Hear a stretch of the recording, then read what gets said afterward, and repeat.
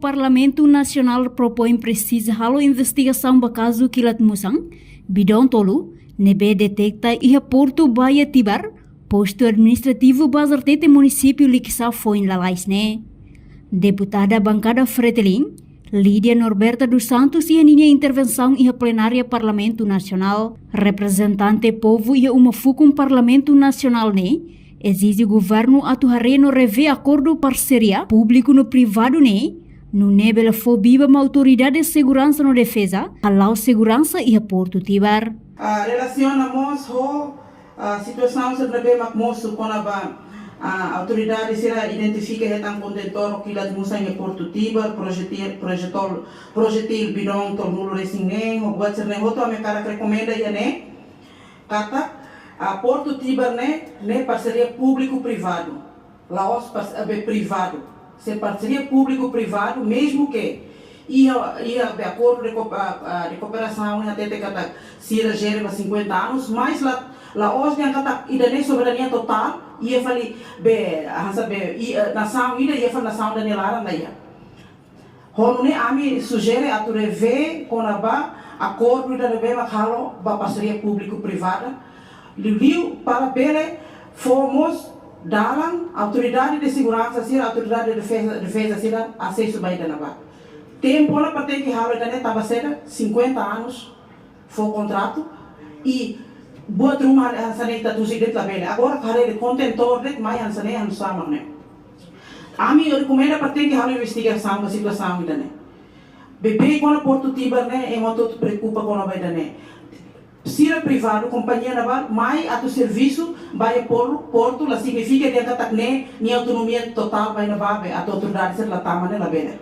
quando a situação de segurança rumah los Porto Tibar vai responsabiliza na sama responsabiliza nessa situação da bema kita hotu tem que hare ba idane hatamba questão vice-ministro assunto parlamentar Aderito Hugo da Costa hatu apreciação ba Serviço Nacional Inteligência nebe halo ona atuação ou investigação hori deteta atividade contrabando e a Porto Tibar governante ne reconhece Porto Tibar seguro laos espaço ba ema atu halo serviço contrabando no governo se continua tal atenção ba situação hirak ne. Hari Sabtu kau dia mana? Sehingga ini acontece kita primeiro tem que dar apreciação ba internet serviço inteligência. Kita terare kompetensir na de que pele detecta atividade ne. Ia porto ida que ninia gestão ne model avançado. Tanah kita quando transforma itania porto antigo ba porto Porto Tibar ou gestão operacional de gestão mais avançada, moderna, kita espera que a atividade contrabando seja kita berdetek. Também quando detecta nessa pública e a mídia, ne tambah itu nih fasilidade yang kita investe ko modalidade parceria público-privada ne dia ir para itu control qualquer acto atividade